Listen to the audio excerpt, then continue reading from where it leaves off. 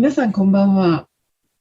MAM Meets Museum、森美術館が世界の美術館をオンラインで訪問するという新しいシリーズを始めます。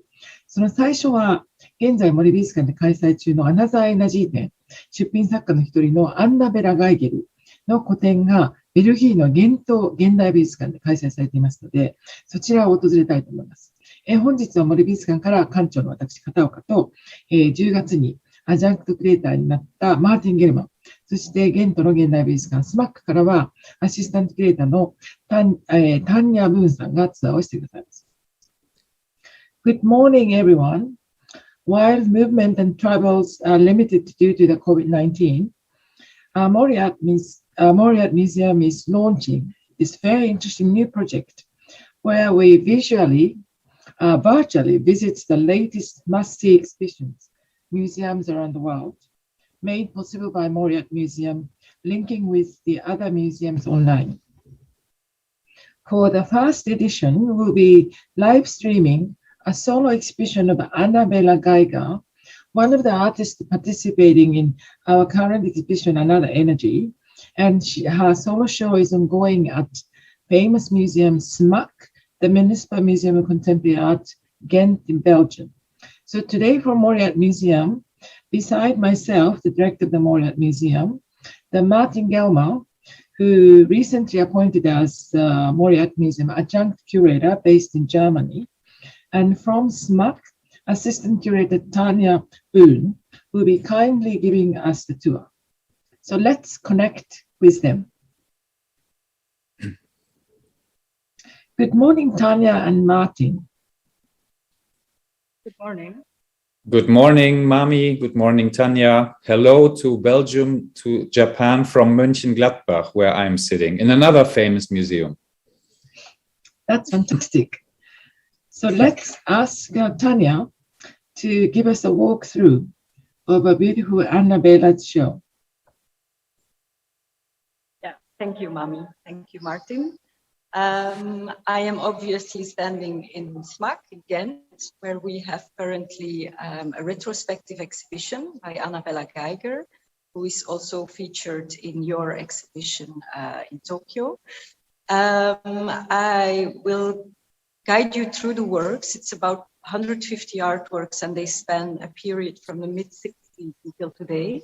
So it's quite an extensive overview, and so I thought might be practical just to go through them chronologically. With the first series that is, or the earliest series that is on display, which is called the Viscerals. And I think that you also have some of these works in the exhibition. Yes. So this is a very, I would say, peculiar series to begin with.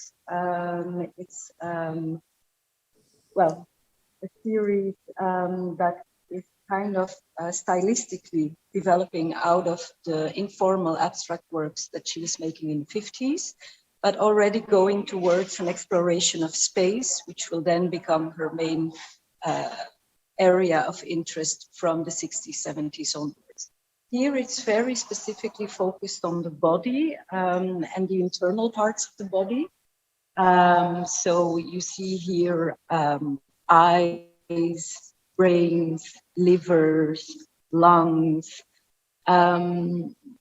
depicted in a kind of very explicit way, I would say. It is a sort of depiction of an individual body, of her own body, but also of a collective body, a body that was kind of undergoing the rapidly changing political environment at the time in Brazil, because from the mid-60s they had a military dictatorship. And so we see a body that is also undergoing these sort of political evolutions. Anna Bella is someone who also very much experiments with materials, with mediums, with techniques. And so to really stress this kind of fragmentation that you see in the works, you see that these works are evolving from aquarelles, actually, You can still very much link them to the abstract work she was doing before, as sort of fascism even. And then they evolve in sort of a mixed technique of etchings and aquatints. And so in utilizing this technique of the etching, you can see that the fragmentation is very much stressed. So you get a sort of very hard cutout that suits the topic of the work very well. I will just quickly go through them. Let's see here. And we have them installed on 2 walls. I think you might have the masculine, feminine. Yes, it's the same. Yeah. The meat on the table. So in a way, they are also first explorations of space, I would say, a sort of geology of the body that then leads into her questioning of physical space, geographic space of Brazil with the conceptual body of work in the 70s. Yeah. So very beautiful, poetic works. It was actually a critic that gave the name to the works, Mario Pedrosa, who is a very important critic for the neo-concretist movement in Brazil. And he kind of found that there was a very tactical, visceral feeling to them. And that's then how the series found its title. And in a way, we can already see the maps. We can already see the mappings, yes, which would later develop, but we see them here actually as kind of mapping the body. Yeah, absolutely. It's a sort of different kind of space. It's in a way, sometimes she thinks of it as her own body, but as I said, also a collective body. But you see already this interest in the structure of space, structuring the plane in a way. So that's already very much present. Also, this kind of more philosophical framework questioning that is often recurring in her work of the center and the periphery. And this is really also in a way a quest to go to the center. Yeah, or also of subjectivity and objectivity, which is also permanently switching. And what is the next series from here you present? From here on, we present like her main body of work, which is the work that she has done on the study of the representation of physical space through cartography. And this is presented in 2 spaces. So we will just start here with the early works and then see the continuation in the next space. You have the MAM piece. These are also familiar to you, I think. Yeah, because we thought that it would be very interesting to jump from, and you do the same, to jump from the inner of the body to the space. I think you cannot imagine a bigger jump in terms of perspective. And it was also the time, of course, when there were the first time images from the moon or images from the earth were available, only from 1986 on. And so suddenly she's using those images. Yeah, absolutely.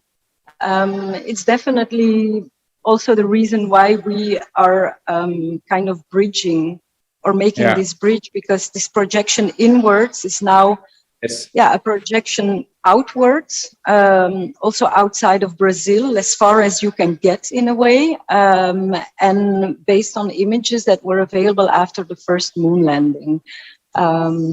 So in a way, it's really in Brazil already a very harsh period also of the dictatorship. So I also see in this image a sort of projection, outwards, a sort of hope that you are projecting, onto another space in a way, because the space that is available at that time is, of course, very isolated globally, but also for the people living in Brazil at the time. It wasn't easy to connect.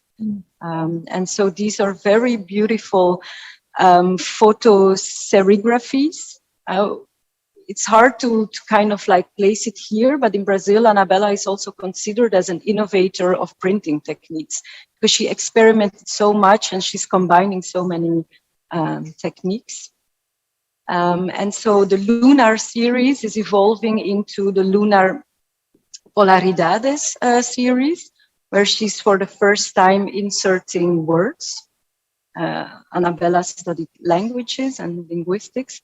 And so here for the first time, you see these polarities really, at this kind of juxtapositions of words, errado, certo, central, center. Let's still combine these cutouts of surface. Sometimes, so in a way, you see that they are very, very poetic works with a sort of political statements, but they are not expressed in a very direct way. Maybe mostly here in the work where she's combining a sort of cutout of the moon in the shape of Brazil with the three colors. And that, it's something that's very strong, I think, in her work, but also of an entire generation of Brazilians working at the time, that because they couldn't be direct in their activism, in their statements, they had to kind of circumnavigate. And there's a strong poetry that is coming into existence by doing that.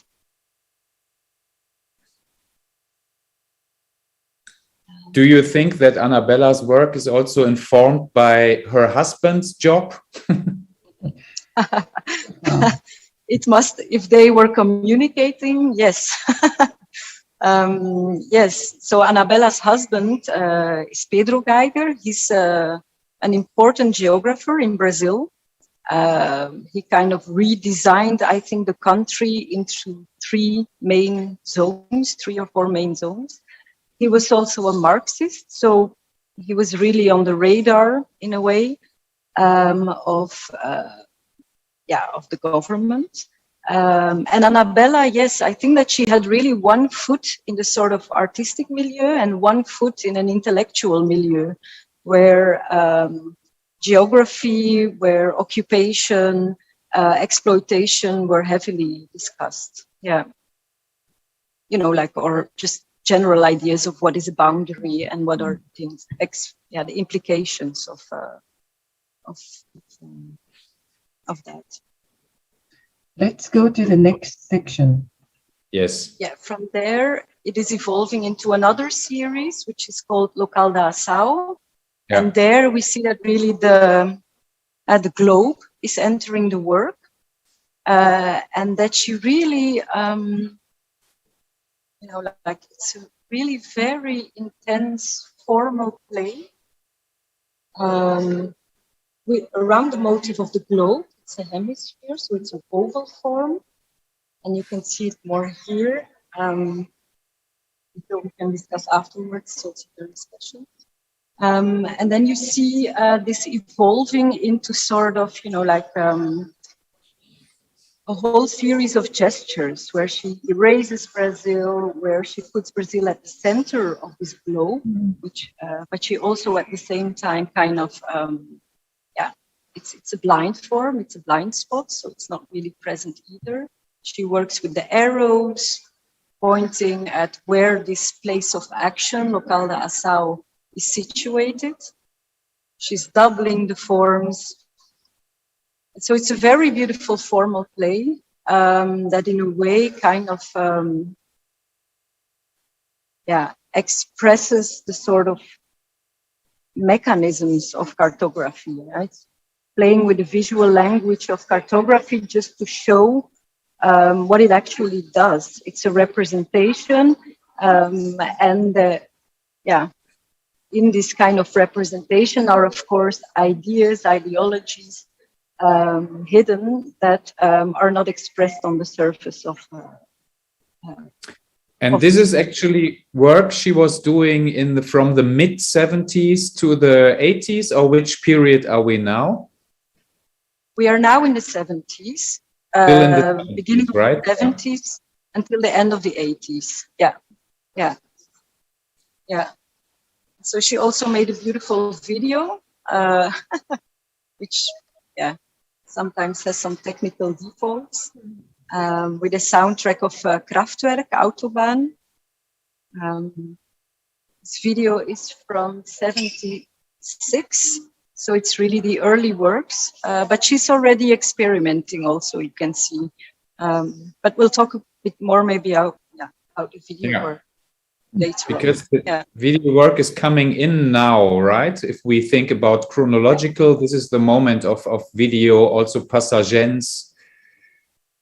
Absolutely. It's starting in 72, which is which is quite early. Also, if you look at the international art scene at that moment, the very first video we will see a little bit later on.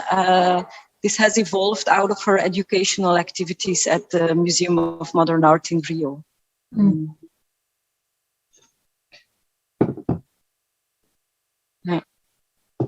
The video, in a way, of course, sorry. We have 10 more minutes remaining, so that just remaining. Okay, so I'll just go faster. I just wanted a quick scoop into this installation, which is very, very impressive installation. She showed it at the Sao Paulo Biennial in '81, when the boycott of the biennial had just finished. And where you see that, all these media are coming together, and she's really playing with this kind of motif of the camouflage, something that also at the end of the series of Papel da Ação she's inserting. And here she's really kind of, in terms of video, also already taking it a step further, exploring the technicalities also of the medium. Whereas her first videos were really more like registrations of performances. So here she's basically scanning the surface of this table with. I see. Yeah, then you also there. It's I'll just quickly take. Yes. Camouflage image, like a thin sofa or something, so that it gives a depth to a sculpture element into this flat cartography.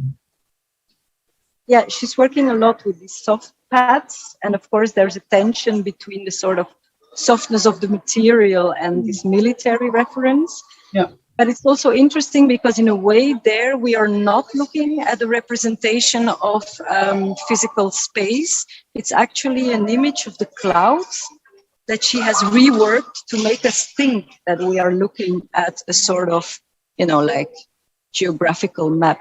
So in a way, she's also a lot working around, I wouldn't say phenomenology, but just the kind of like perception of the work. So here, we enter even more variations. This is also the one time that she's working with the Mercator projection. And it's called Rio de Janeiro as a cultural center of the world. Even more variations here. She's working with textile. Very beautiful. Wow. Is this embroidery? This is embroidery, yeah. Okay. Wires. A very beautiful series of videos here called Mapas Elementares, where she's redrawing existing artworks into a sort of performative act, also with always a very interesting soundtrack on top of them, of like popular songs commenting on the harsh circumstances that Brazilians are experiencing at the time. We have them as well in the exhibition, the Mapas Elementares. Okay. Yeah. Yeah. And of course, also the identity-related and conceptual works, which are also coming in this period, which must have been incredibly kind of fruitful in terms of production. Yeah, absolutely. That is what she's doing at the same time. Yeah, I'm just 1 minute showing this work, because it's very much related to this idea of a hybrid identity, where she's making a sort of wordplay evolving from amuleto, referencing the African influences, to a mulata, the mestiz in Brazil, to a muleta, which is a crutch, like Brazil was always kind of like needed support, to America Latina. So already there, she's kind of working with this idea of different influences that construct an identity. And we can, from there on, go to, well, the work that has also given the title to the exhibition, that you also, I think, had in the exhibition, Native Brazilian Brazil. Yeah. Which is based on a series of postcards that she came across in the 70s with depictions of indigenous peoples in Brazil. This is the Bororo tribe, I think. Mm-hmm. And she's kind of like juxtaposing this with an image of her own.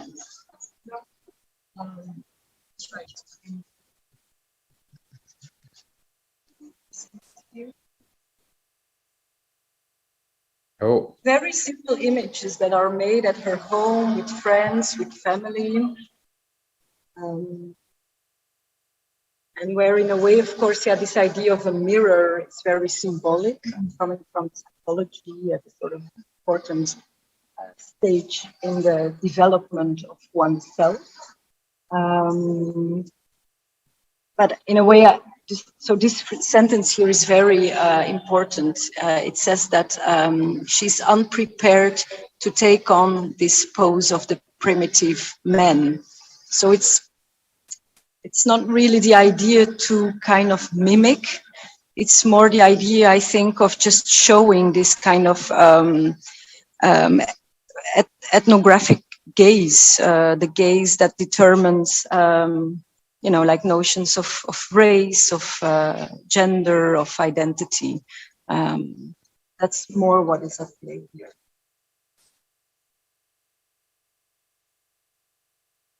One more minute. There is maybe not enough time to then go through the entire exhibition, but what is interesting is this installation that we have decided to include because it highlights her educational activities. And it's important to say that Anna Bella has always taught.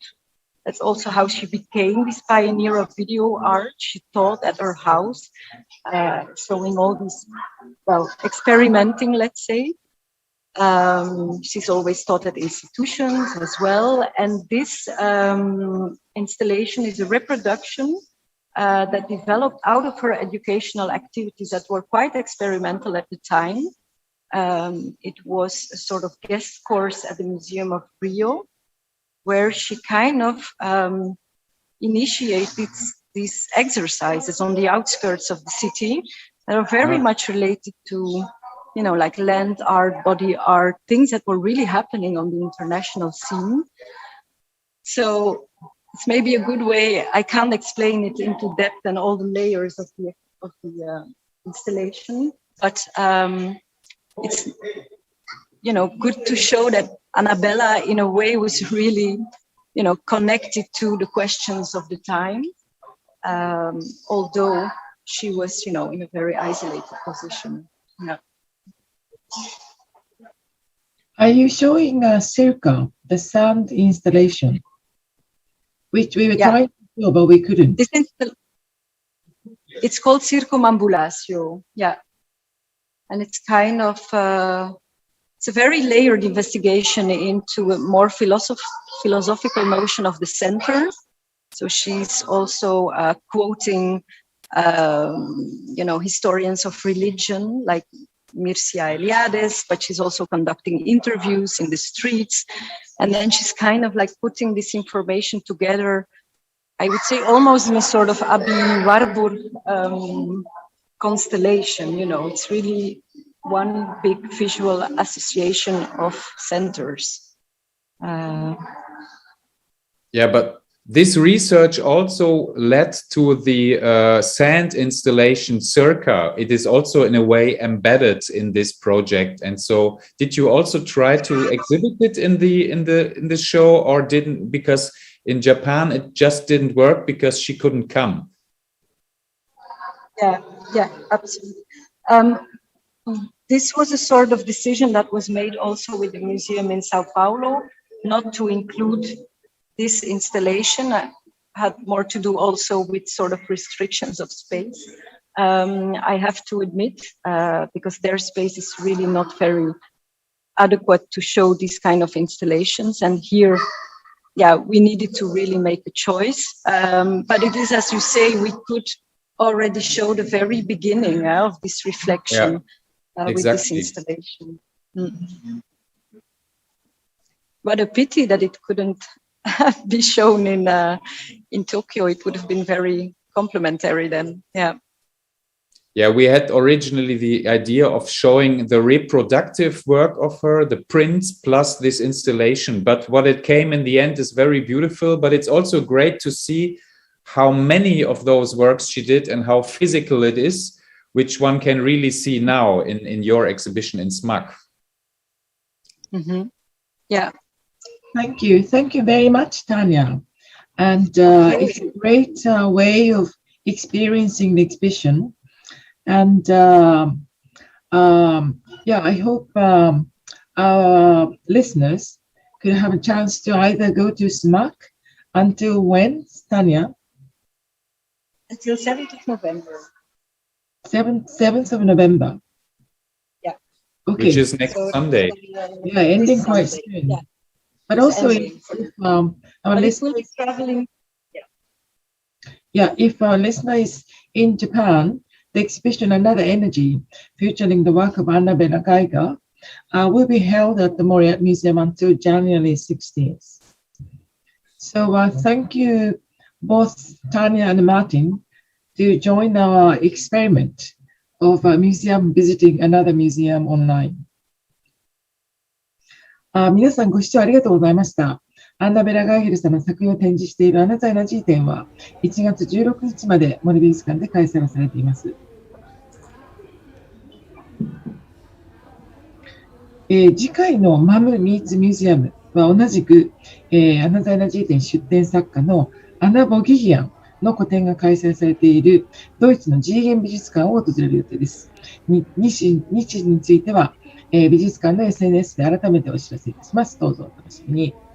The next MAM Meets Museum will be a visit to MGK Siegen in Germany, where the solo exhibition of Anna Bogigia, another exhibiting artist at Another Energy, is being held.